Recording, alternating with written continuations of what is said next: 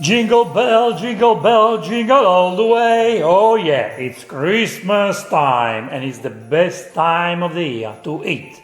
Eat and eat more and more and more. We eat all day long. We eat panettone, we eat lasagna, we eat cookies, we eat everything we want because it's Christmas. It's the best time of the year. In USA, you guys start to warm up with Thanksgiving and then Christmas is the way you end the year. Oh yeah, today I want to share my favorite menu for your Christmas. Do you want to make an Italian Christmas? Make these recipes and you will love it. We start the party by making Aperol Spritz, okay? When all the guests arrive, you make Aperol Spritz and serve it to everyone.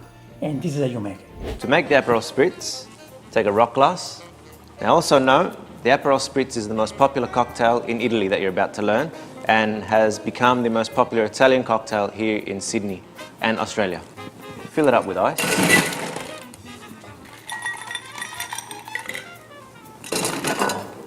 The first and probably the main ingredient is the Aperol of Aperol Spritz.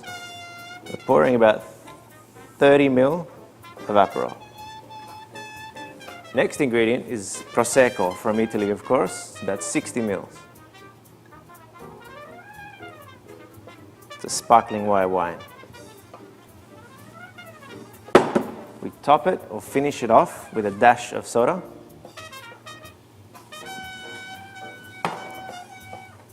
Garnish with an orange. And always drink it with a straw. With the Aperol Spritz, you need to serve some canapé. So what about we make arancini? Make them small, not too big. Make them smaller, canapé style, finger food style. And this is how you make arancini. You just need to make them smaller.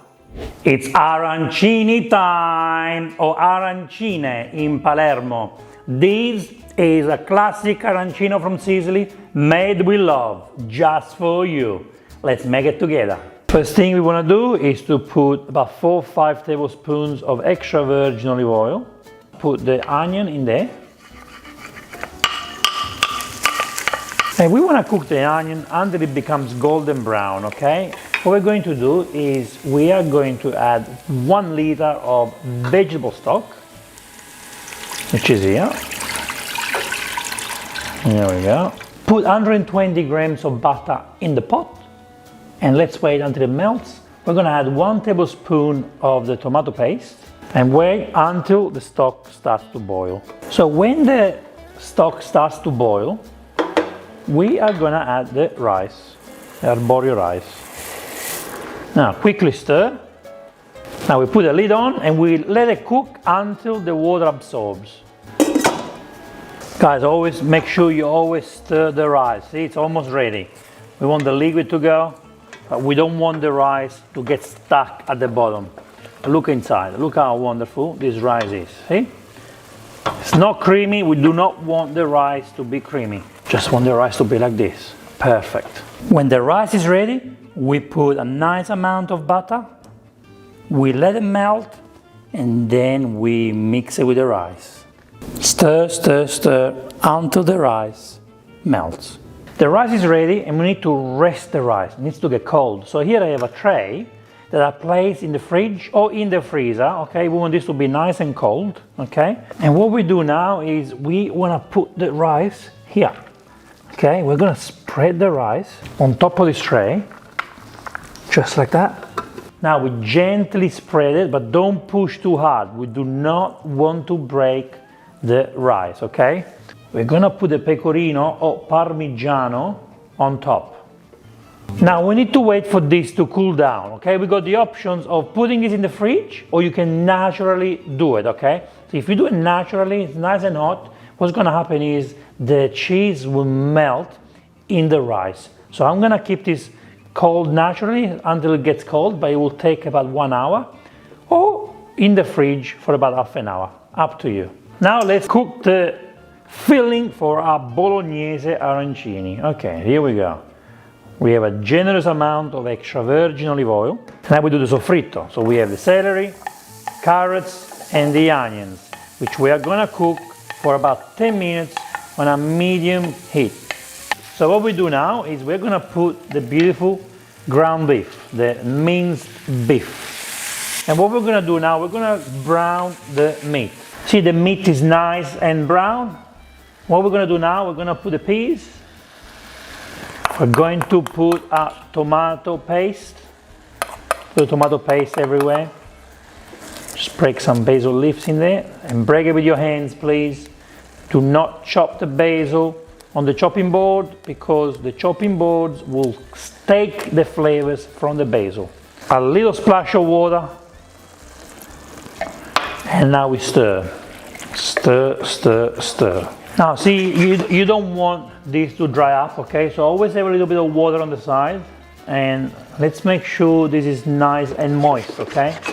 We want the meat to be nice and moist. One thing we want to do now is we want to be generous with the salt and pepper. So we have sea salt over here, some nice pepper. This is something I've been doing lately. I put just a little bit of butter, just not much, just a little bit of butter in there, just to make it a touch creamier, okay, at the end, okay? All right, now let's cool down this beautiful meat filling for our arancini. Now we want this to cool down, okay? We don't want this to be too hot. So what we're gonna do is we're gonna place it in the fridge. We wanna cut the fior di latte in a way that we can have small, small cubes, you know, like very, very small cubes. Just go like this, we make them small. See, we wanna make them very small, very tiny. We get the cold rice, and the rice needs to be cold, guys. When I say cold, it needs to be cold. We do this on the palm of your hand. Now we get the meat.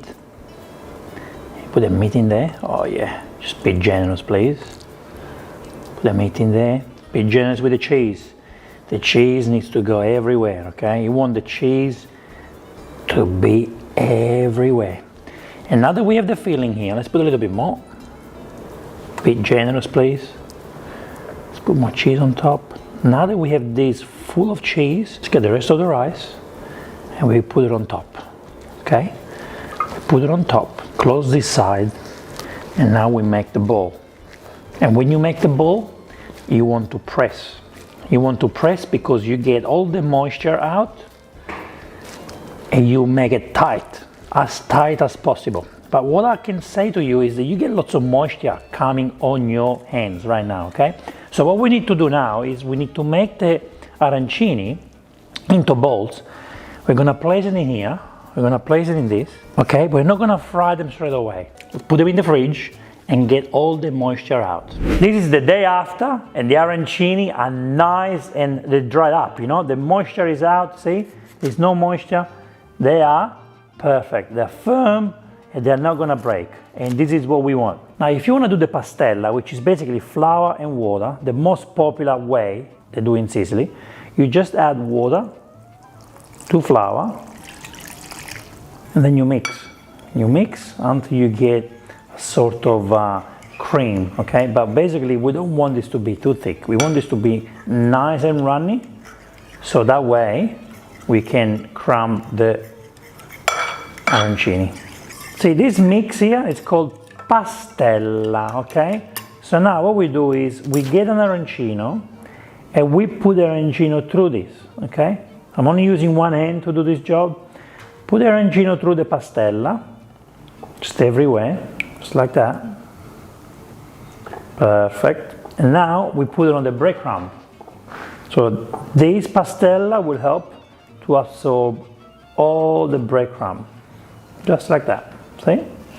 Breadcrumb goes everywhere. And now we put the arancino on a tray with baking paper. And now we use my favorite way, which is the egg, okay? So what we do is we beat two eggs, and we put the arancino in the egg. This is what I like to do homemade. It's nice with the egg. Get rid of the egg, put it in the breadcrumb,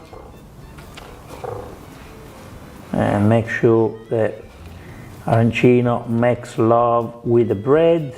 Perfect. And we're ready to crumble it. Here we go. Now we need to fry the arancini. You can use peanut oil, but you have to be careful if someone is allergic to a peanut. Or we're using sunflower oil. We need a temperature of 180 Celsius. Let's check, let's see if the oil is ready. That's what I do. I don't measure the temperature. It's ready to fry, see? It's frying. So we start by frying the arancini. I've got one, I've got two. To fry the arancini, you're looking at between 5 to 7 minutes, okay? We want them to become nice and brown on the outside, but we also want them to cook on the inside. What I like to do is I like to move them around, okay? If you use a fryer, it's different, you don't need to do it. But if you're using a pot, just like me, it's good to move them around, okay? Oh, look at that beautiful color. Look at that color. That also helps because of the egg. See, this one is the egg one. See the color that it gets? Beautiful dark color, look at that. Now, if your arancini gets darker before the 5 minutes, if it gets to this color, well, let me tell you, they are ready, okay? You don't need to wait 5 minutes. They are ready. We do 10 more seconds, and then we take them out. But let's take it out. Look at this beautiful color. Look at this beautiful color of the arancini. This is what we want. This is what our restaurant will do. Let's get some nice homemade tomato sauce, if you can.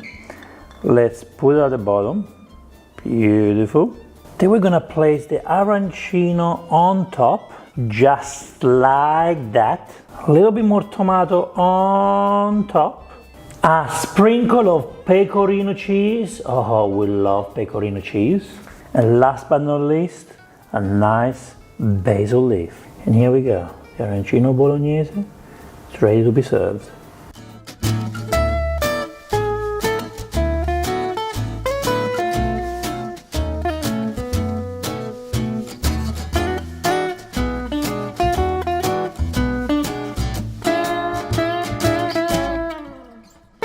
Guys, this is what we want on the inside, okay? Let's open the arancino. And you want the melting cheese everywhere. Yes, baby. Yes. And now we're ready to eat it. Mm. Mm. Mm. Now you have the arancini. I'm pretty sure you have a cheese platter ready to be served with some salami, maybe some cold cuts. That's good. We're standing up now.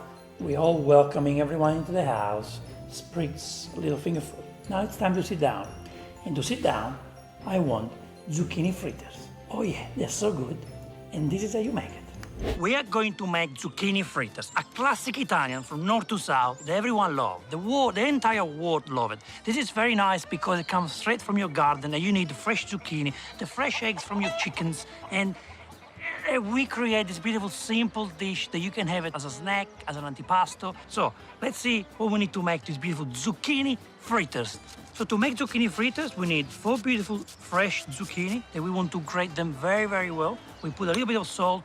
We let it rest for 10 minutes so we get the water out. Make sure you squeeze it very well so we get all the water out. Then we put 4 eggs, 4 big spoons of pecorino cheese, grated pecorino cheese. We put 1 plain flour, 1 spoon of plain flour, and 3 tablespoons of self-raising flour. We mix it very, very well, and then we cook it in the beautiful olive oil. Make sure you take all the water out. You don't want any water in that, and this is the consistency you should get. Look at that. Now you want to warm up the olive oil, just a little bit in a saucepan, and then we get a nice spoon of this beautiful mixture, and we put it there.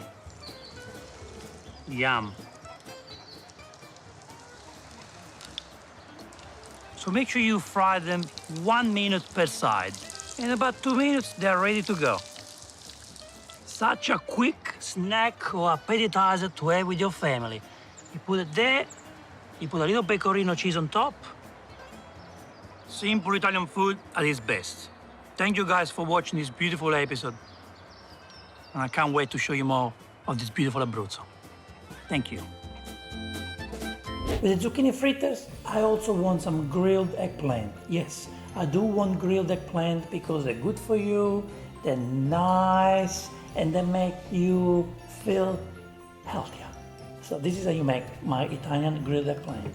Now there are different ways for you to cut the eggplant, okay? You can cut the eggplant into circles, into strips.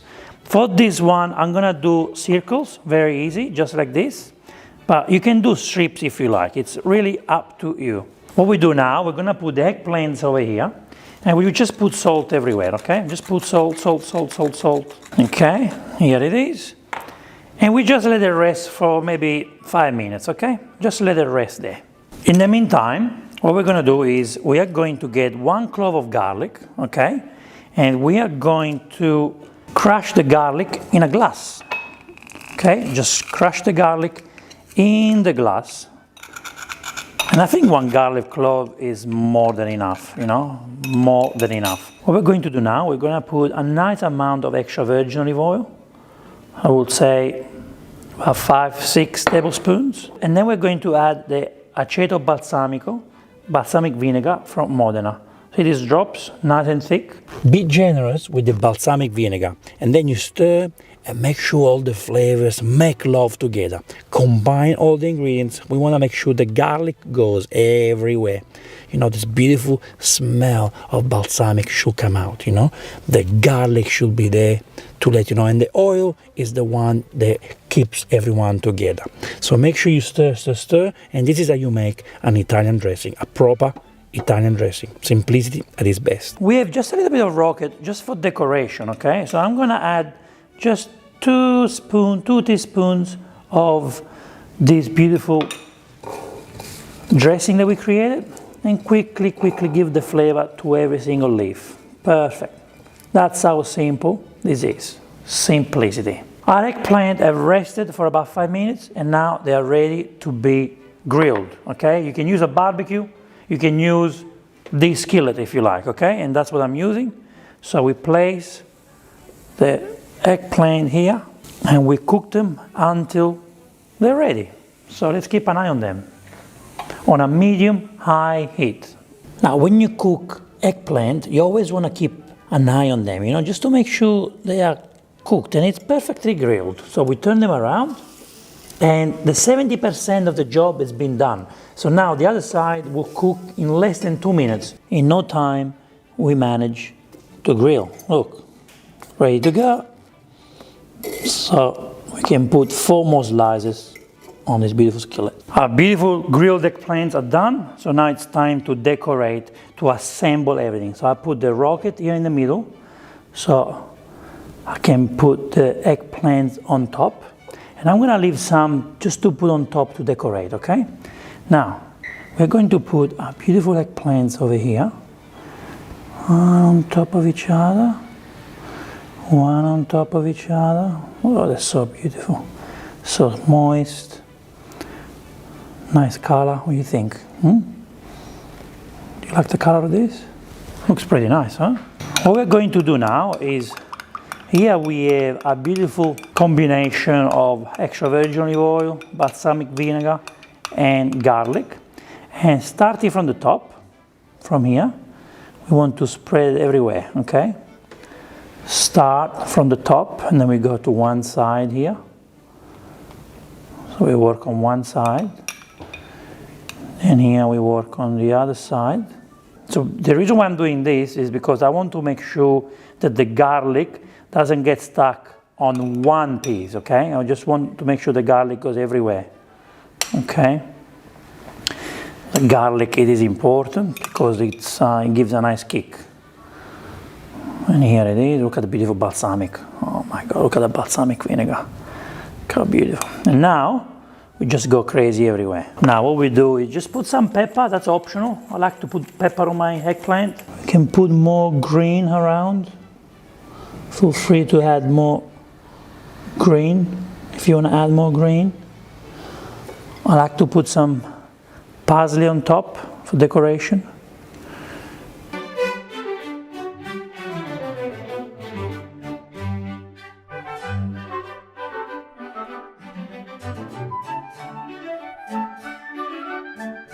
It's eating time, time to cut it.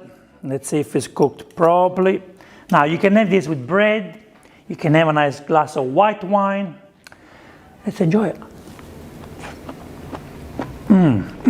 Of course, You need a salad. You need a little salad, so you decide what salad to make. This is completely up to you. Something else I think you need to make is some sort of soup. You can also decide what to do, okay? This is completely up to you, the soup and the salad, but I think these two needs to be served together at the beginning. Now we go for the big guns. First thing you need to serve is the ultimate lasagna recipe. My nonna Timballo Teramano. It's a lasagna made with crepes. It takes time to make it. Yes, it does take time to make, I agree, but it's worth it. You can make it from now, make it weeks before Christmas, freeze it, and the day before Christmas you cook it, and on Christmas Day you just warm it up.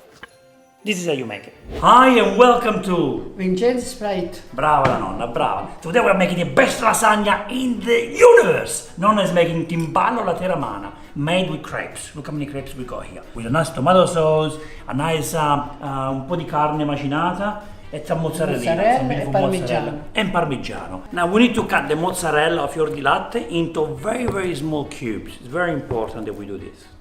Oh, this is the real homemade tomato sauce. Tomato sauce is extremely important in Italian cuisine. And Nonna makes it at home. She represents slow food, organic food, real food. Nonna, facciamo il sugo. It's time to make the tomato sauce for the best lasagna in the world. It's very important we put extra virgin olive oil. It needs to be a nice homemade one. Now, time for onion. When the onion is golden, you add the tomato sauce.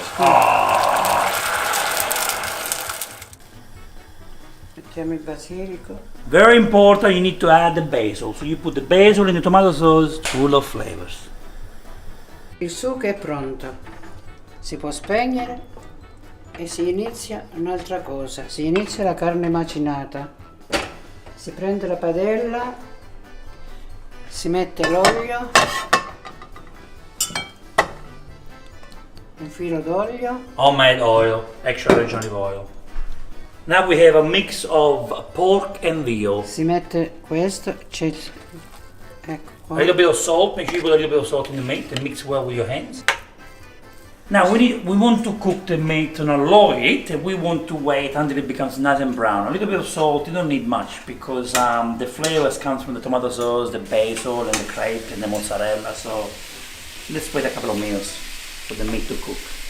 So guys, we're almost ready to assemble the lasagna. So we have the meat almost ready, we have the tomato sauce, we have the mozzarella here. So we get some nice butter. You want to spread it everywhere in here so that we don't get the crepes to stick to the pan. And the pan of course is anti-stick. Allora, adesso rompo l'uovo, prendo un pochino di sale, Vincenzo. Pizzo di sale?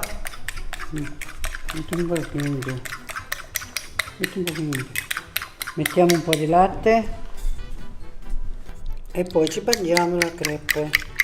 Si mette questo sotto. Così. Poi si mette così. Poi si mette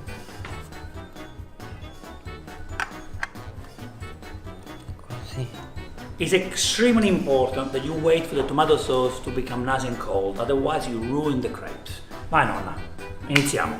Mettiamo la mozzarella. Per questo timballo non ci vuole troppo sugo, perché sennò diventa troppo molla. Adesso mettiamo il parmigiano. Adesso mettiamo la carne macinata.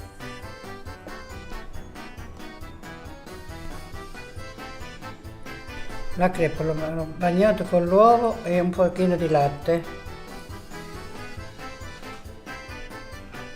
Adesso mettiamo la mozzarella. Rimettiamo la carne macinata. La vedo bata. Perché ci metti il burro, nonna? Dà un sapore migliore.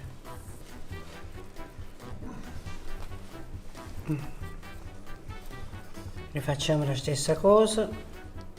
Once again, a little bit of tomato sauce, but don't overload it with tomato sauce, just enough to wet the crepes. Mozzarella. And of course, the meat. The reason why you don't want to overload this lasagna is because we have lots of layers here, lots of layers of yumminess. So make sure you don't put too much, otherwise it will explode, you know what I mean? 100 layers later, the lasagna or timballo la teramana is almost ready to go. Just finish it up with a little bit of Parmigiano, what we have left of the mozzarella, and of course the meat. There you close it up. E così. E poi mettiamo una crepa qua sopra che c'è il buchetto. Così. C'è il portafoglio. Just a touch of tomato sauce. Ci mettiamo un pochino di burro che lo fa venire tutto bello rosato, bello croccante. Così. So now it's very important you make little holes and you put the egg L'uovo e il latte. and milk mixture that we had from before. It helps to make it more moist, farlo un po' più morbido. Now it's time to cook this bomb of happiness. 180 Celsius degrees for 1 hour. Vai donna. Guys, the timballo alla teramana, the best lasagna in the world, is now ready to be eaten and cut. We got all the family upstairs, they're about to come down. The smell is the best. You are the best of the best, Nonna, the best chef in the world. The best, guys. You can only learn from the master. Ora, Nonna, vai, tagliamolo un pochino, tagli. You can see how nice and moist. Look at that. Listen to this smell, to this sound. The best music in the world. Si fa I pezzetti piccoli perché uno se ne vuole di più, se ne prende 2.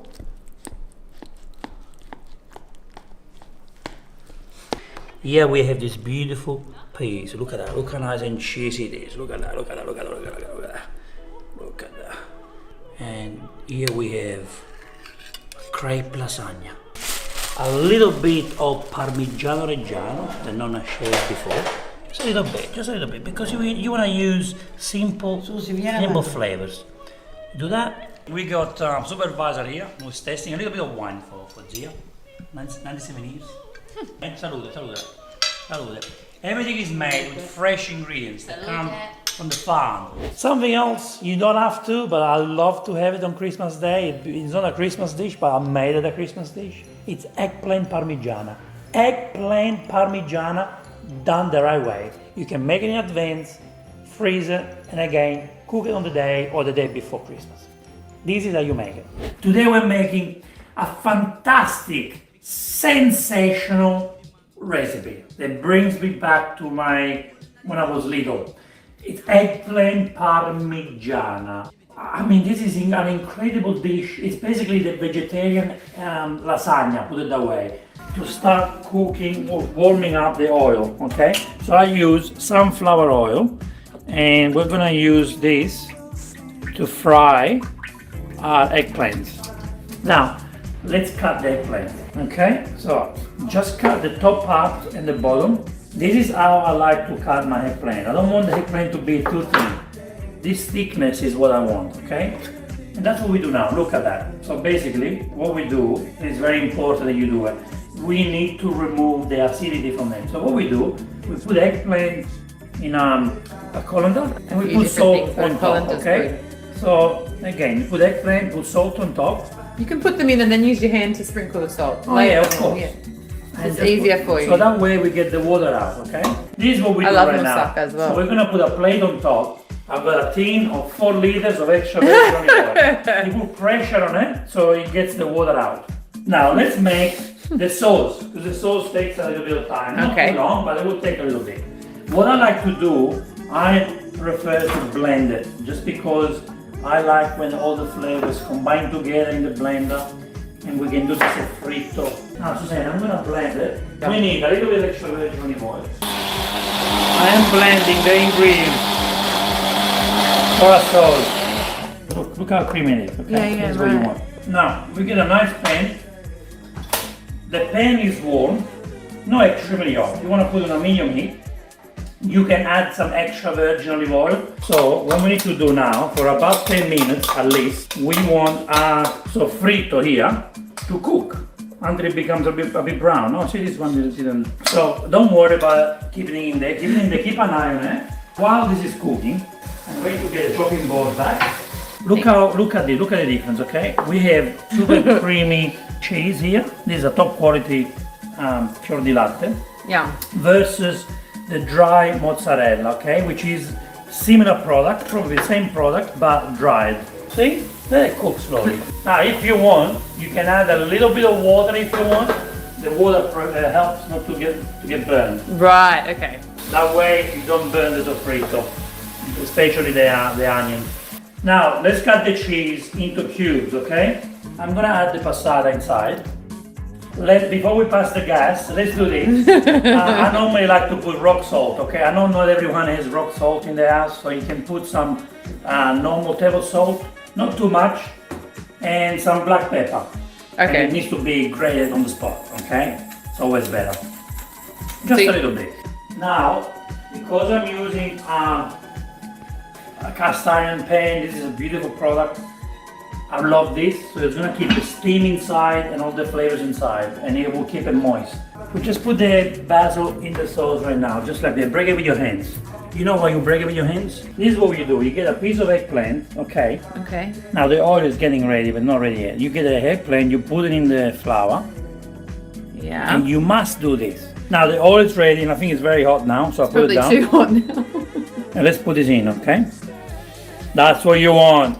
And it doesn't take long to cook, Suzanne.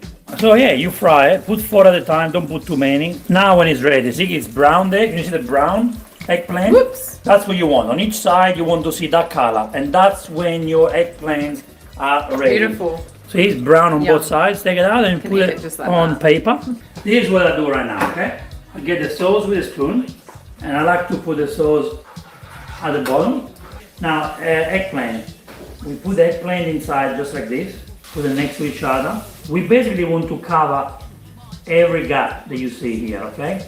And I like to add the sauce on each eggplant, so that way I can manage the quantity of sauce I have on this dish. Beautiful. And what we do now, we add the provolone. And I actually forgot to tell you another cheese we need to use. We need to use pecorino. Oh yeah, of course. It is a must to use pecorino. This is the fresh fior di latte. Like I said, it is a little bit watery, so use less of it. Okay, so what we do, we put pecorino. Now at this point, we did one layer. We need to basically do the other layer. Now we go the opposite way. So we put it like this now. We don't go that way, but we go this way. Okay, and again here we put a nice generous amount of cheese. Pecorino is salty. Southern Italians love pecorino. You can use Parmigiano, which is the most popular cheese on the planet. Okay, we have 4 more. Suzanne made 4 more eggplants, 4 slices. And I think Suzanne can do 1 more layer with how much eggplant I cooked. Yeah, we put more on this side. And again, let's create a puzzle, guys. Again, we put sauce on top. So for 1 layer, what we're gonna do now, the top layer, we're gonna cover this with lots of eggplants, because this is gonna be the top layer. And then I'm gonna put extra sauce on top. I'm gonna cover this with the sauce. And then we add all the cheeses and everything else at the same time. Let's put this in the oven right now, okay? Okay. I put cheese on top, so I'm gonna cook this for about 10-15 minutes. But usually you don't put cheese on top. Lisa, Just put pecorino sorry. and cook for 20 minutes, half an hour. Yeah, You put it in looks there, really good. and we wait about 10 to 15 minutes. Oh Look wow! at that. Look at this. I mean, who wants lasagna when you can have this? Honestly, who wants lasagna Can you put it horizontal for me? when you can have this beautiful baby? That's Look at nice. this. That's better. Look at the eggplant parmigiana. Honestly, you don't put cheese on top. I never put Sorry cheese. guys. I never put cheese I on got top, excited. okay? Because I was I don't gonna want to dive burn. inside. In fact, you can see here it's big. Yeah, but that's okay. It's still, I'll eat it anyway. Well, what we deliver to our friends at home, we don't put cheese on top, but we put pecorino. But we put lots of cheese. What I like to do at the same time, I keep some sauce on the side, because when I cut it, I serve it in the plate, and then what we do, each plate is gonna get extra sauce on top. I mean, it's very hot now. We would normally let this rest for about 10 minutes and then serve. Oh my God, it's coming out, guys, it's coming out, the baby's coming out. Yay, look at Check that. that out. Oh my Look at gosh. that. This is happiness into your mouth. You said that it wasn't going to be very thick. It looks pretty thick to It me. is thick. That's what we want. So good. And now the big main course. Oh yeah, a slow cooked porchetta. All you have to do, buy the pork belly, make the porchetta following my recipe. You can make the porchetta and freeze it, and then you cook it the day before or the night before. Slow cook it in the oven. If you have a wood fire oven, even better. This is how you make it. Listen to this again, huh? Today I'm so excited because I'm showing you how to make porchetta at home, in your house. You want to put the brandy everywhere on the meat, just like that. And then we want to spread it, okay? So the brandy gives the beautiful flavor to the meat, and you want to be generous with the salt. You want the salt to be everywhere. You want to put pepper everywhere, in every corner. So just be generous and put noce moscata everywhere. Something important is the rosemary. We grow the rosemary in my house. You know, we grow the rosemary. We like to put rosemary in the porchetta. You get a beautiful organic fennel. You get the leaves, and what we do is we want to put the leaf on the porchetta. So you can chop it up if you want, or you can just break it with your hands. Okay, up to you. You can chop it up or break it with your hands. I can chop it up for you if it's easier. So you just put them on a chopping board, chop them up. Very easy. And then you just want to spread it everywhere. And I'm going to put the net on this side, right there. And this side here, we are going to make a knot. The reason why we make the knot is because we don't want the porchetta to get out. We have to lock it in. So I made the knot pretty tight. You don't want this to be loose. It needs to be tight so the porchetta doesn't go anywhere. So here we have pipe with a net, and now we're gonna put the porchetta inside from here. I feel like we have spots here. I don't want to have any spots left. I want the finocchio to be everywhere. Okay. Now this is the moment where you need to be careful. You need to be firm and passionate at the same time. We need to fold the porchetta. So this is how we're folding. We're folding it in. As you can see, you need to be firm. So you want to try and make it as tight as possible. Yes. So look how beautiful it is to make porchetta. You got a stunning porchetta full of flavors. Now I've just noticed that my butcher cut with a knife the pork belly, you know, the skin. Oh, beautiful baby. You had the porchetta in there. Put the porchetta inside. And then you push it out. You push it out. So you want to make sure it's tight. Can you see that? Can you see from there? You push it out. And here you push your hands outside. Can you see? It's very tight in there. See, the meat is tight? Yes, it is. And here we have the porchettina, the beautiful porchetta. Now we make the knot on this side. I've done this just by myself. How simple is this? How easy it is to make porchetta, huh? You put the porchetta on top, just like this. Put the porchetta on top, and then you start to fold. Okay, so let's start from the bottom. So you fold the baking paper and the foil together, like a sandwich. Close the sides. What we're going to do, we're going to make little holes. So you want to cut the foil and the baking paper, so that will allow the fat to get out of here. Now, it's time for you to turn the oven on. You want to turn the oven on at the maximum temperature. My oven is 250 Celsius, the maximum. You get a nice tray, large tray, with a rack with this, and you want to put water in it. Put water And make sure the water doesn't go past the rack, see? Because we're gonna place the porchetta on this. So you want to have just enough water for the bottom of the tray. Place our baby, beautiful baby, on the rack. Beautiful, right there. We have the water at the bottom, so the water will collect the fat and at the same time it will help with the cooking. We are going to put this baby in the oven at 250 Celsius for 3 hours, okay? And make sure there is always water at the bottom. If the water disappears, you keep adding the water, but never touch the porchetta. The water should never touch the porchetta. Okay, baby, see you soon. In about 3 hours, I'll come and play with you again. So I'll keep it there for 3 hours and don't do anything. Okay, the oven, it's fan forced at 250 Celsius degrees. See you soon. See you in 3 hours. Bye bye, beautiful. After 3 hours, let's see if our porchetta is ready. Okay, I'll go and get it from the oven. Okay, here it is, baby. Okay, so what I did is during the 3 hours, I kept an eye on it and I kept putting water. You always want to keep the water at the bottom, okay? Oh my God! Ah, yummy smell. Okay, so now we need to see if it's cooked. So we're going to remove the half foil and the baking paper because the inside is cooked. But now is the important part. We need to make the crunch, the crackling. Without the crackling, it's not a porchetta. Okay.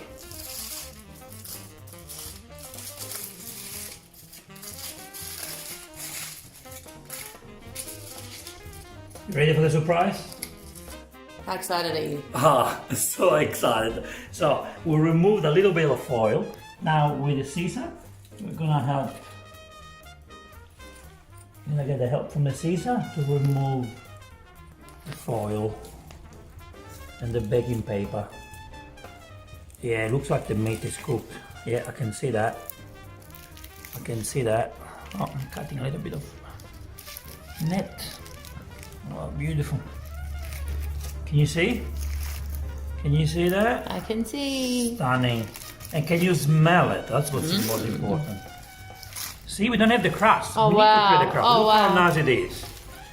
Look Oh my how gosh. delicious. Look at all that steam. The steam and how moist this is going to be. Wow. And the juice, look at the juice, look at that. Now this needs to become crackling. Let's put it on the rack. And we're going to place this in the oven. So we start cooking this side. Now there are two ways of cooking, making the crackling. One of the ways you can do it is you just turn the oven on at the maximum temperature and you do fan force. And that will take probably about 15-20 minutes per side to cook. You have to keep an eye until you get the crackling. But another way, which I like to do, is you turn the oven on and you have the option of the grill. In America you call it broiler, I believe. So it cooks from the top. And you also have fan forced. So you have fan forced from one side, the grill from the top, and within minutes you get a crackling down. So that's what I recommend you. But the porchetta needs to be turned every time you see the crackling created on the crust. Now let's put it in the oven and let's see how you make the best crackling in the universe. Yes. Okay, so now we wait. We'll see when the crackling is done. So I will stay close to the oven, maybe have a glass of wine, keep watching it, do something on Instagram. Maybe you can come to my Facebook page and put a like on it in the meantime. And then we wait until the crust is created. So I chose the maximum temperature, and then I've got fan and grill at the same time because I want the meat to cook from the side and from the top. See, the crust is almost done there. Within 5 minutes, we have the crust almost done on this side. See that? This is what we want. And now what we do is we want to turn it. We need to make the crust. See the crust there? Can you feel it? Can you hear it? Now we want to move this so we create the crust on the other side. Be hot, don't do it with your hands. You get tongue to help you. Alright, so now we want to do this side and get the crust there. Okay. Smell, it's so good in my kitchen. Can you hear? This is the sound of the crackling. You can't have porchetta without potatoes. Huh? Suzanne, how good is potatoes? Roasted potatoes. Delicious. Come and have a look. So here I'm cutting some potatoes. And what I like to do, I like to make small pieces, just like that. And then we're gonna cook it in the oven for about 1 hour. We put some extra virgin olive oil. We put some rosemary, salt, pepper, garlic, and what else do you like to have, Suzanne? Just lots of rosemary. Lots of rosemary, yes. And it's got to be It crispy. needs to be crispy, of course. Always serve porchetta with potatoes, roast potatoes. I have good news. The porchetta is ready. Here it is. Look how beautiful it is. Cooked perfectly on each side. That's what you want. So don't worry if it's a bit burned there. That's actually not a problem. A little bit burned is good. So you transfer the porchetta on the chopping board. Then what I like to do is I like to cut the sides and then we remove the net slowly. Cut it from the middle. The net keeps everything together and keeps the flavor in there too, you know. This is the moment that you want to be patient. You know, you want to look after this because the net needs to be removed. Now, guys, we removed the net and now it's time for the tasting. Are you ready? We have to taste. Make it nice. Let's see. Let's listen to the sound. Yeah. The crust is what we want. Yeah, it's a piece. Let's hear the sound. That's a good crackling. A crackling that the crunch melts in your mouth. Okay. Let's cut a piece now. Let's see if it's cooked inside. Oh yeah, that looks good. It looks cooked inside. Look at that. Look at that, Suzanne. Look at that. Wow. Look at this, baby. Ooh. That's extra crackling for my piece. Look at this. Look how beautiful it looks inside. It's moist. That's what we want. It's moist and crackling on the outside. Oh wow. Look at that. We got the fennel. Show me the inside there. Look at the inside there. Look at the fennel, the rosemary, the salt, the pepper. What are we gonna do now, Suzanne? A sandwich? Or we're gonna make just like this, a nice dinner with potatoes. I think we'll have a nice dinner with potatoes. Look at that. Look at the perfection. Hey, listen to this. Listen to this again. Ready? Crackling music. Now it's time for cakes. Cakes, I've got 3 options. All of them to be eaten and served.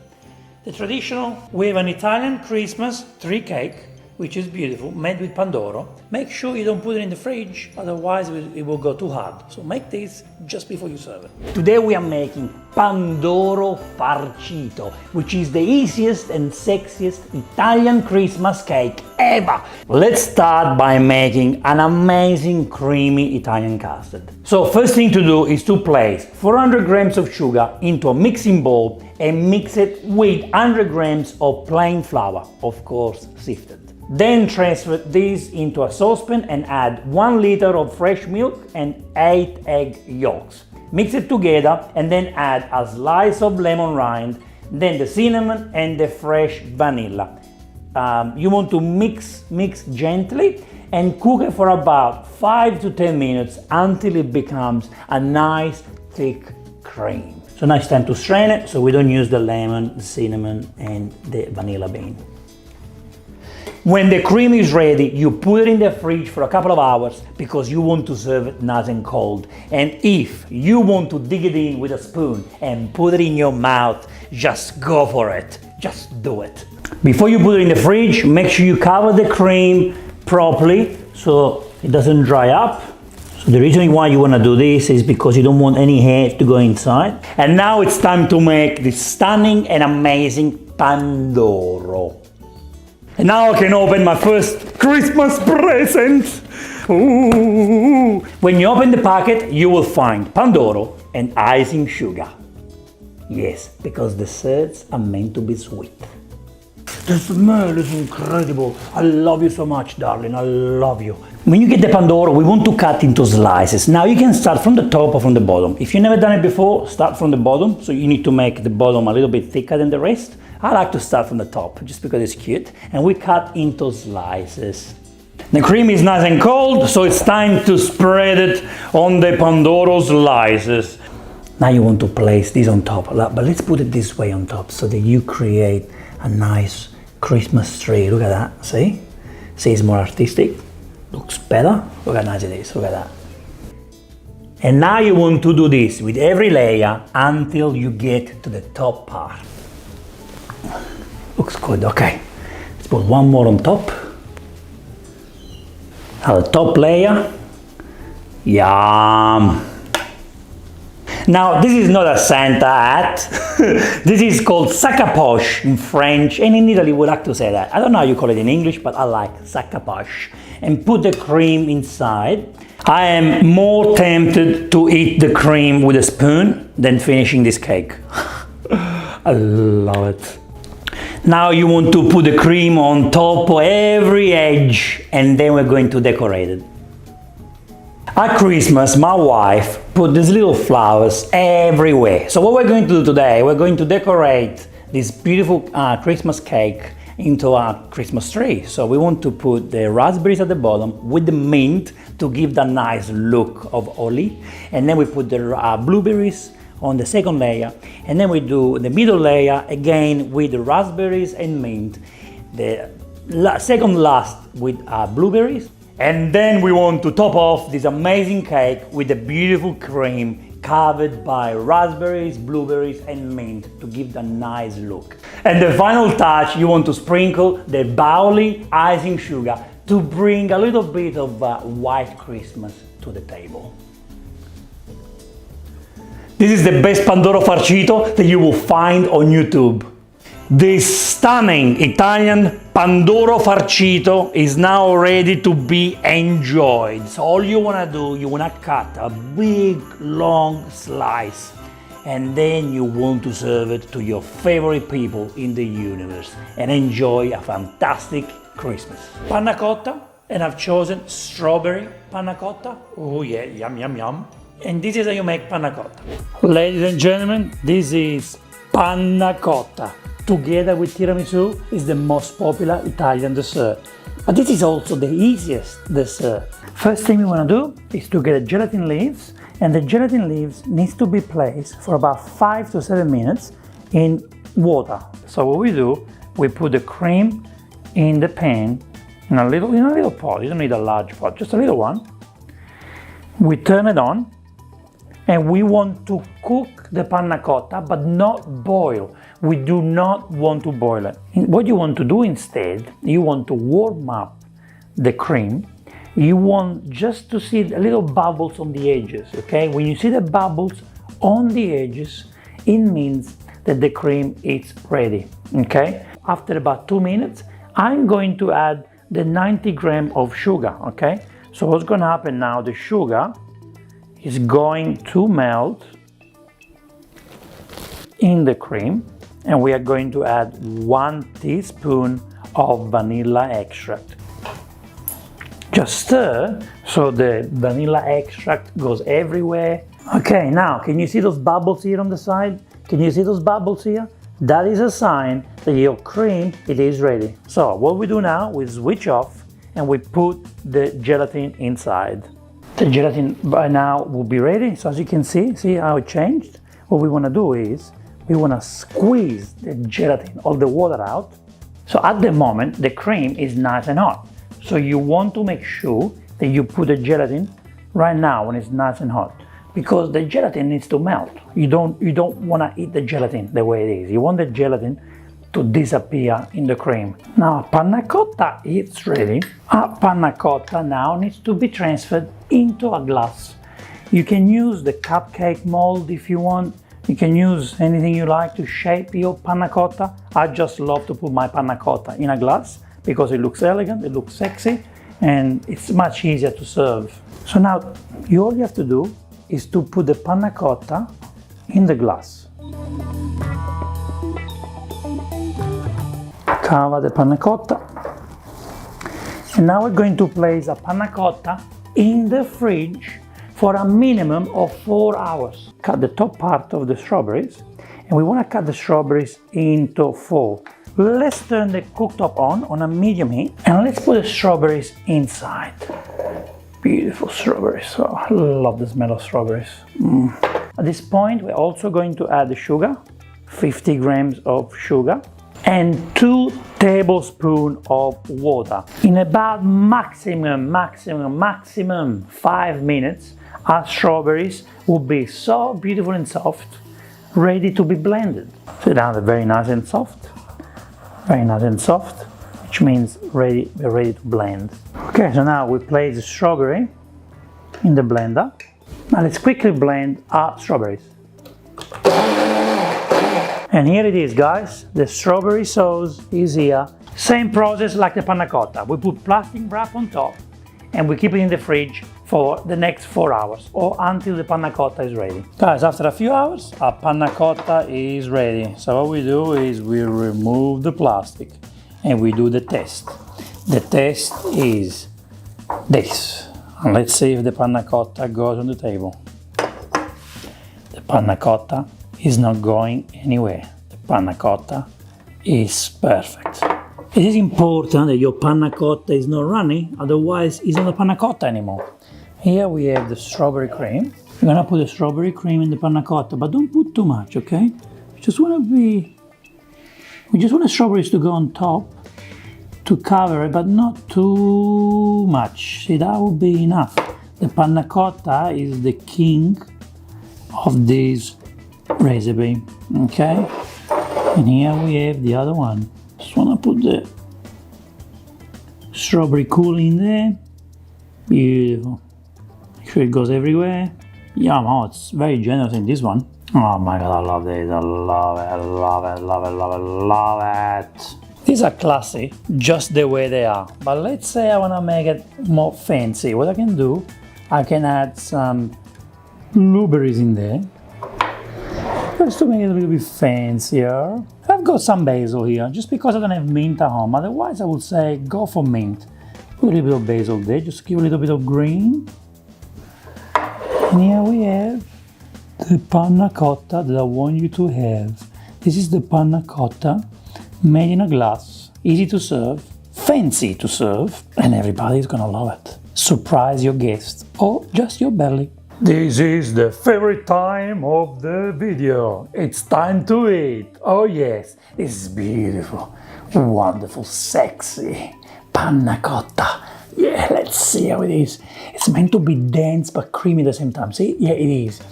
It's just what I want. See that? I've got a beautiful sauce. Look how deep it's dipping. Oh, and then I've got the beautiful cream, cooked cream there. Let's have it. Last but not least, struffoli. You need struffoli for breakfast, for lunch, for dinner, for the entire week of Christmas. And this is how you make struffoli, a classic Italian Christmas dessert. Today is struffoli day. We are making struffoli. Who doesn't love struffoli? Perfect for the festive seasons. All right, we start the struffoli recipe by getting a mixer, and we add about 200 grams of plain flour, which is 1.1/3 cup of a cup.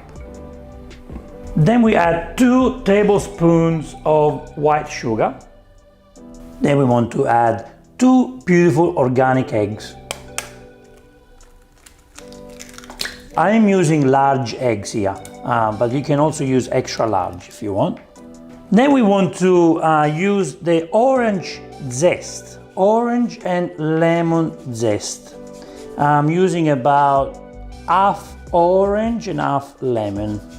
This will give the nice flavor to the dough. And then I like to get a nice organic lemon and put the lemon zest inside. Lemon, honestly, can take any dish to the next level. And now we need to add 2 tablespoons of homemade limoncello. And if you know my nonna's limoncello recipe, you know what homemade means. Then we need to use 2 tablespoons of peanut oil. Peanut oil for me is the perfect one for this recipe. And last but not least, a pinch of salt. Now we put this mixer utensil on top and we start mixing.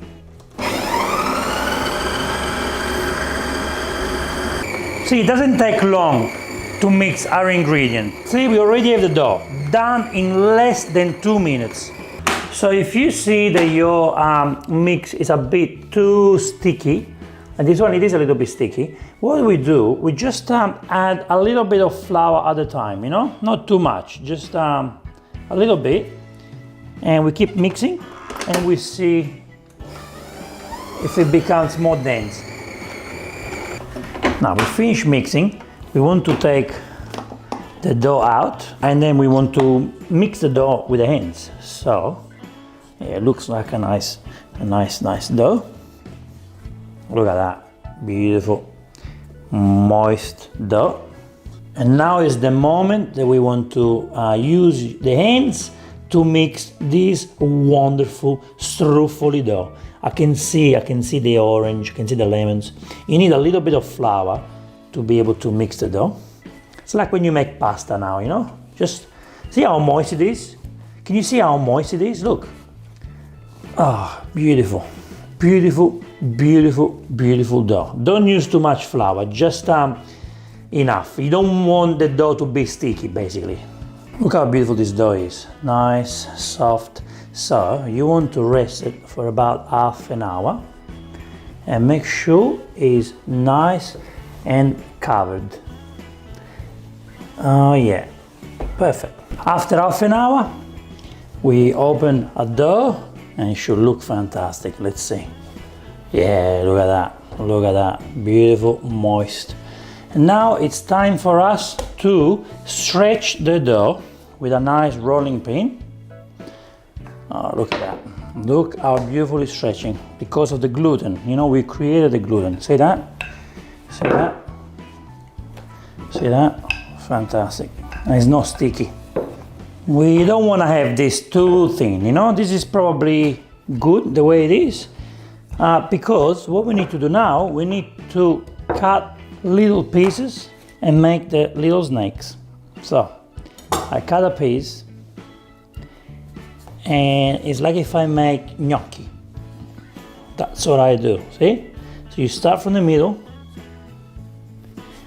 and go towards the edges. And look how cute this looks. A little snake. Now I cut another piece. Not too much. See the gluten inside? Look at that. Perfect.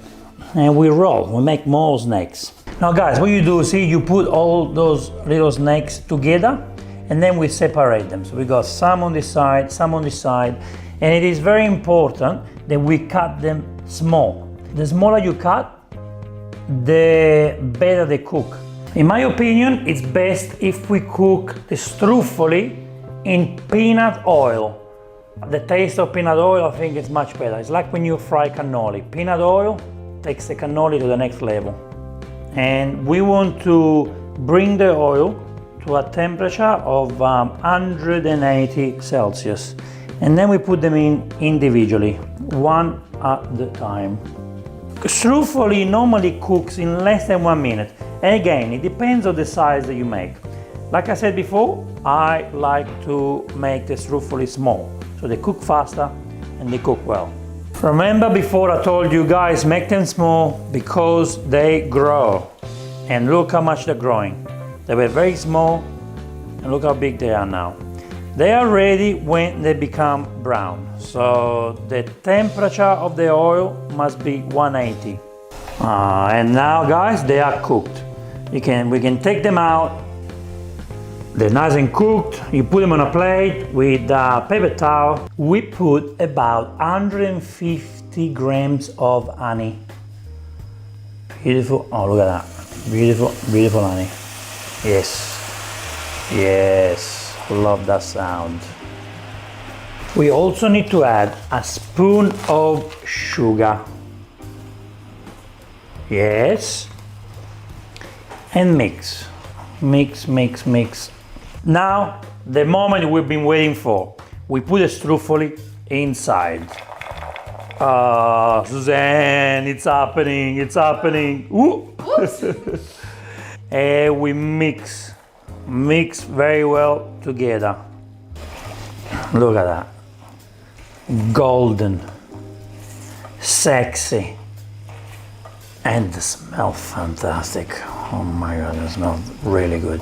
Now we need to add more flavors. So we had the lemon from before, so we just want to put some lemon zest.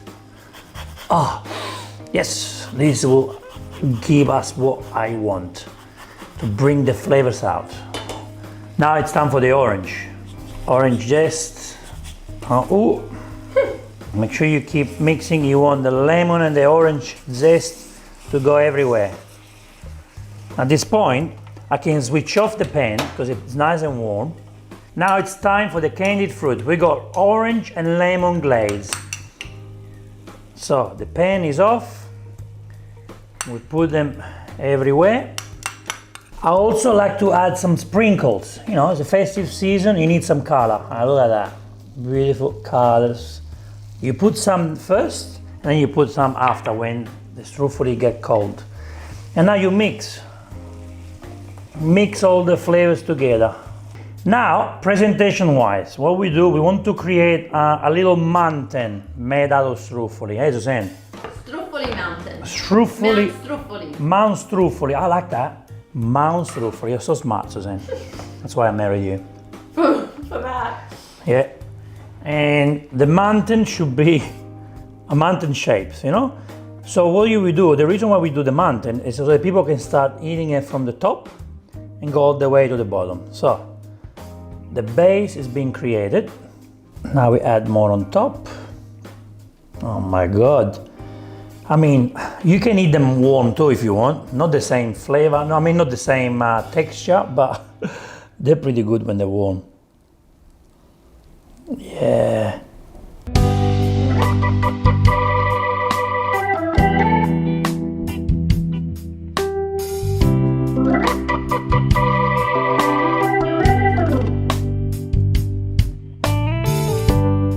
And this is how we top off the mountain. I have to eat it.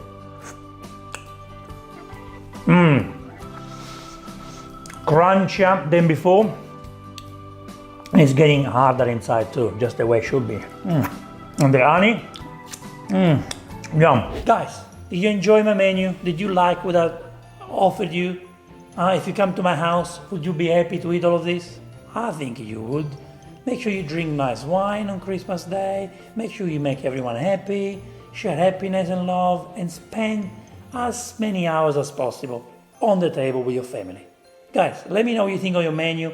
If you're not making an Italian menu and you're making your, I don't know, your cuisine, you know, your parents' recipes, or your parents or your grandparents are cooking, just let me know where you're from, what you're cooking in your house, how do you celebrate Christmas. I want to know, because I will be interested to learn what you guys cook, what you guys eat.